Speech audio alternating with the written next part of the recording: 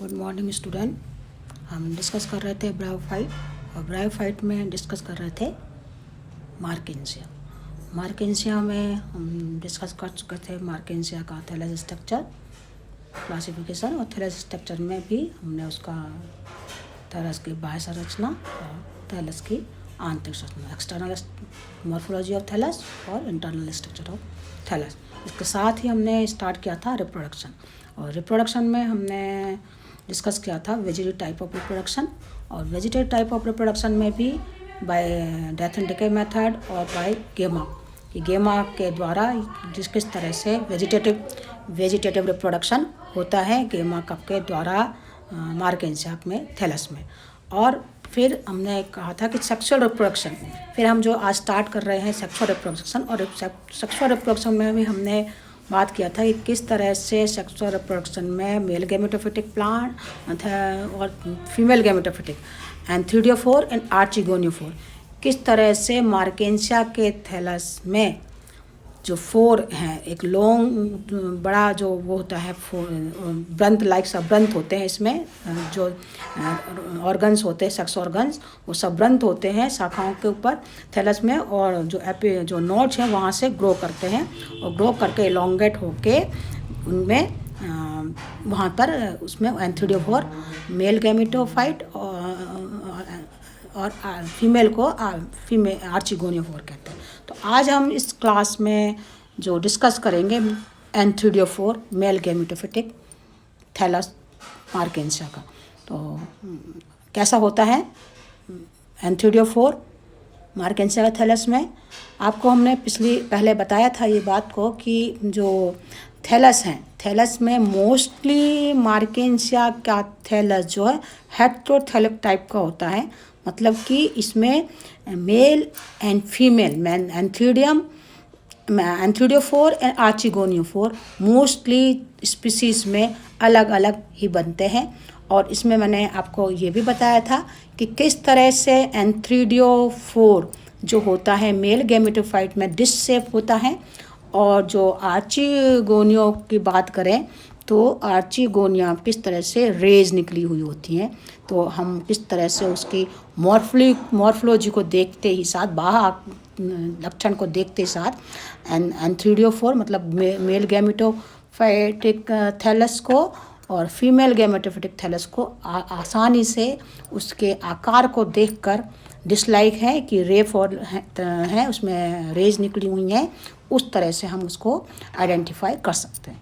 तो हम डिस्कस करते हैं एंथ्रीडियोफोर। जो एंथ्रीडियोफोर हैं मार्केंसिया का, उसको डिस्कस करने के लिए हम कि किस तरह से एक सिंगल सेल से डेवलप हुआ एंथ्रीडियोफोर का डेवलपमेंट कैसे बना, उसको वो हम की बात करेंगे। तो एक देखिए यहाँ पर जो डायग्राम में दिख रहा है आपको, यहाँ पर ये देखिए एंथ्रीडियोफोर ये निकला है, और ये इसका इधर पर ये गेमा का ये थे, ठीक है। अब इसको कैसे डेवलपमेंट हुआ होगा इसका सिंगल सेल से, ये हम बात करेंगे। तो सिंगल सेल से एंथ्रीडियल सेल से, यहाँ जो आपको यहाँ पर दिख रहा है स्क्रीन के ऊपर कि सिंगल सेल के लिए अगर हम बात करें तो जो एंथ्रीडियोफोर है, जो इसका ब्रंथ है वो होता है 1 to 3 सेंटीमीटर लंबा। ये देखिए एंथ्रीडियोफोर 1 to 3 सेंटीमीटर लंबा ब्रंथ होता है, और उसमें 8 लोब्ड जो है डिस्क लाइक स्ट्रक्चर होती है। डिस्क लाइक स्ट्रक्चर दिख रही है इसमें, जैसे मार्केंसिया जेमिनेटा में है, ये डिस्क जो है पार्मेंटली लोब्ड होती है। इसमें केवल 4 पारियाँ पाई जाती हैं, और इसमें प्रत्येक पार्टी में बहुत इनमें एक जो है ग्रो बिंदु पाया जाता है एपिकल उसके शीर्ष को जो दर्शाती है यहाँ पर ये इस तरह से। डिस्क के ऊपर लगभग एक कॉन्वेक्स जो है उत्तलक या कॉन्वेक्स होती है। इसकी बाहरी त्वचा में एक बेरर लूपी छिद्र पाया जाता है जिसको ओस्ट्यूल कहते हैं, और प्रत्येक ओस्ट्यूल में एक एंथ्रीडियल चैम्बर खुलता है। क्या खुलता है? एक एंथ्रीडियल चैम्बर खुलता है। अगर हम इसको इस तरह से देखें तो यहाँ पर ये अगर हम इसका काट के देखें तो इस तरह से दिखाई देगा कि कॉन्वेक्स है, उसके ऊपर एक वेरा लोबी, ये छिद्र दिख रहा है यहाँ पर, और ये ओस्ट्यूल कहलाता है। और ये जो इसके अंदर एंथ्रीडियल चैम्बर अंदर में होते हैं, और प्रत्येक एंथ्रीडियल चैम्बर में एक एंथ्रीडियल कुंधानी पाई जाती है। और ये जो वायु क्षेत्र के नीचे जो ये चैम्बर कोष्ठक होते हैं, इनमें प्रत्येक वेजिटेटिव थैलस के भांति अनेक फोटोसिंथेसिस फिलामेंट भी पाए जाते हैं, और ये लॉन्गिट्यूडल ग्रूव में इसमें स्थित होती हैं। अब ये आपको अगर इसका सेक्शन हम काटें लॉन्गिट्यूडनल किसका, इसका एंथ्रीडियो 4 का, तो एंथ्रीडियो 4 का अगर हम सेक्शन काटते हैं तो ये इस तरह से स्ट्रक्चर दिखाई देगी आपको, एंथ्रीडियम, ऑस्ट्यूल, और ये 4 राइजोइड्स उसके थैलस के, और ये। लेकिन अब इस किस तरह से इसका डेवलपमेंट हुआ, सिंगल सेल से ये कैसे डेवलप हुआ एंथ्रीडियो 4 का, तो डेवलपमेंट ऑफ एंथ्रीडियम की बात करें तो डेवलपमेंट ऑफ एंथ्रीडिया जो है, तो इसके लिए मार्केंसिया क्या एंथ्रीडिया का डेवलपमेंट के लिए ठीक उसी तरह से जैसे कि रिक्शा के एंथ्रीडिया का डेवलपमेंट हुआ था, वैसे ही मार्केंसिया के एंथ्रीडियो की टिप्स भी वैसे ही होती है। इसकी जो थैलस के सुपरफिशियल सेल्स हैं, एक सिंगल सेल्स जो हैं वो as a antheridial initial cell के रूप में कार्य करने लगेगी।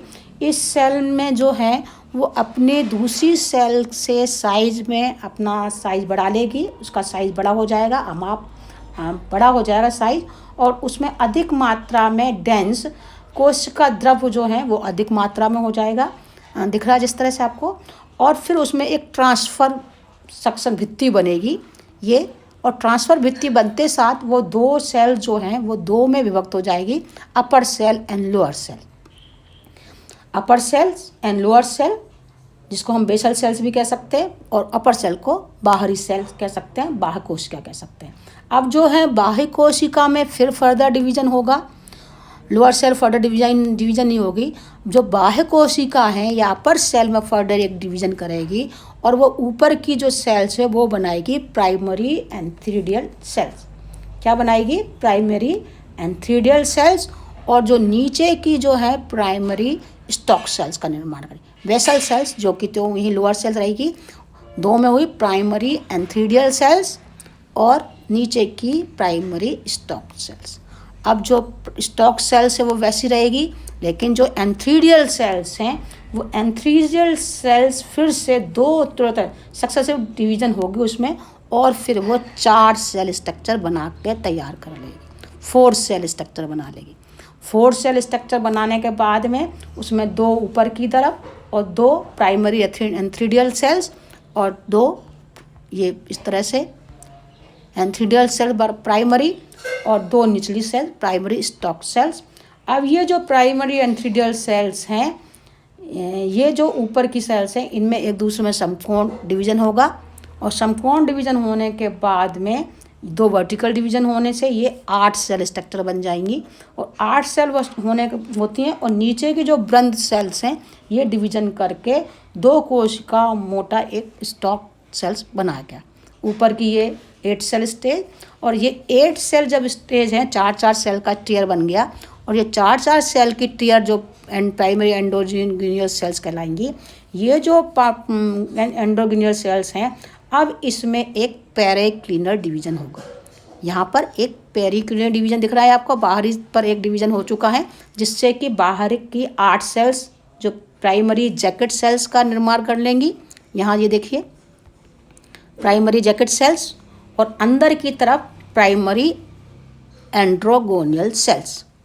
प्राइमरी जैकेट सेल्स बाहरी, और ये पेरिक्लिनर डिवीज़न के बाद बनी, और अंदर की तरफ प्राइमरी एंड्रोगोनियल सेल्स। अब जो प्राइमरी जैकेट सेल्स इसमें फिर से करके ये डिवीज़न करके एक स्तरीय जैकेट सेल्स का निर्माण कर लेती हैं, और जो अंदर की सेल्स हैं वो एंड्रोगोनियल सेल्स हैं, ये फिर से डिवीज़न करके कई बार डिवीज़न करके एंड्रोसाइट मदर सेल्स बना लेती हैं। ये अंदर की सेल्स बना लेती हैं एंड्रोसाइट मदर सेल्स। बाहर की जैकेट एंड्रोसाइट चैम्बर है, और ये जैकेट सेल्स और एंड्रोगोनियल मदर सेल्स। अब ये जो मदर सेल्स चौकोर होती हैं, फिर इनमें एक डिवीज़न और होता है एंड्रोसाइट सेल्स, और ये सेल्स एक दूसरे से काटती हुई प्रत्येक जो सेल्स हैं एंड्रोसाइट सेल्स का निर्माण करती हैं और फिर वो रूपांतरित होकर बना लेंगी एक एंथ्रोजॉइड्स का निर्माण कर लेती हैं। तो ये किस तरह से सिंगल सेल से, अगर आपको समझ में आया तो एक एंथीडियल इनिशियल ट्रांसफर डिवीजन हुआ upper cells and lower cells. Upper cells and lower cells ने फर्दर डिवीजन नहीं किया। अपर सेल ने एक फिर से ट्रांसफर डिवीजन हुआ जो प्राइमरी एंथीडियल सेल और नीचे की प्राइमरी स्टॉक सेल।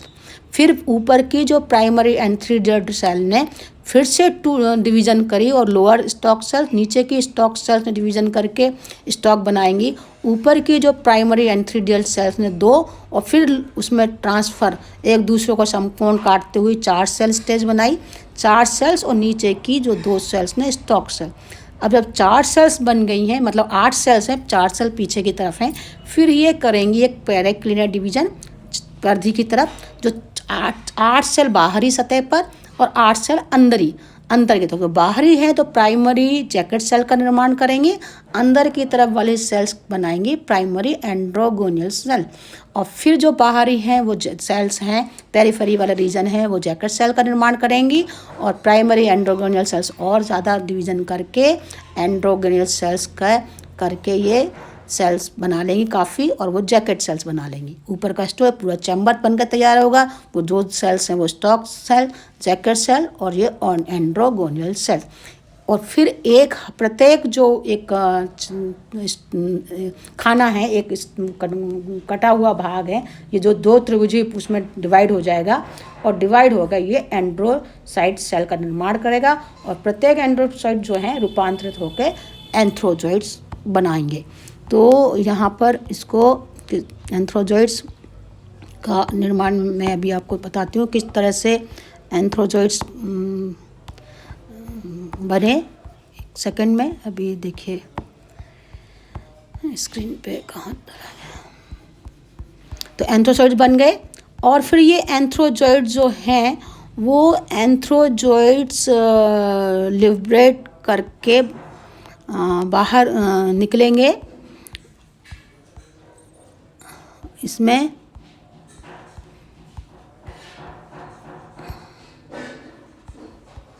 ये देखिए, ये कहाँ, ये हाँ, ये सेल बन गई थी, चैम्बर बन गए, ये देखिए क्लियर कट हो गया था यहाँ पर। हाँ, ये आपको, और फिर हर उससे एंथ्रोजॉइड्स बाहर निकल जाएंगे। ठीक है, तो ये यहाँ पर ये देखिए एंथ्रोसाइट मदर सेल्स बन गई और ये एंथ्रोजॉइड रूपांतरित होकर बाइफ्लैजेलेट जो एंथ्रोजॉइड मैच्योर जो एंथ्रीडियम होने के बाद, जो मैच्योर अगर एंथ्रीडियम की बात करें तो ये अंडाकार रचना है, इसको लगभग है, और ये कोष्ठक तल पर एक मल्टी सेलुलर ग्रंथ पर लगा हुआ है, स्टॉक पे लगा हुआ है। चारों ओर समव्यवस्थित कोशिकाओं का एक स्तरीय जैकेट सेल्स उसके चारों तरफ हैं। इसमें बहुत सारे एंथ्रोसाइट का एक पिंड है, बहुत सारे हैं, और जो कि रूपांतरित होकर बहुत सारे एंथ्रोजॉइड्स बनाते हैं। और जो एंथ्रोजॉइड है, प्रत्येक एंथ्रोजॉइड्स हैं बहुत छोटा कुंडलित अथवा रॉड शेप मतलब एक केंद्र की संरचना है जिसमें बाइफ्लैजेलेट 2 फ्लैजला पाई जाती हैं और ये जल में तैरते हुए अपनी जो फ्लैजला के सहायता से आगे बढ़ते हुए आर्चिगोनिया तक पहुंच जाते हैं। तो ये तो बात हुई कि किस तरह से मार्केंसिया में एंथ्रोजॉइड्स का एंथ्रोडियोफोर्स का डेवलपमेंट और एंथ्रोडियोफोर से एंथ्रोजॉइड्स किस तरह से बने, वो हमने बात करी आज इस क्लास में। मैच्योर एंथ्रीडिया ऑफ मार्केंसिया, पुंधानी का परिवर्धन। अगली क्लास में हम बात करेंगे डेवलपमेंट ऑफ आर्चिगोनिया 4। ओके बच्चों, थैंक यू।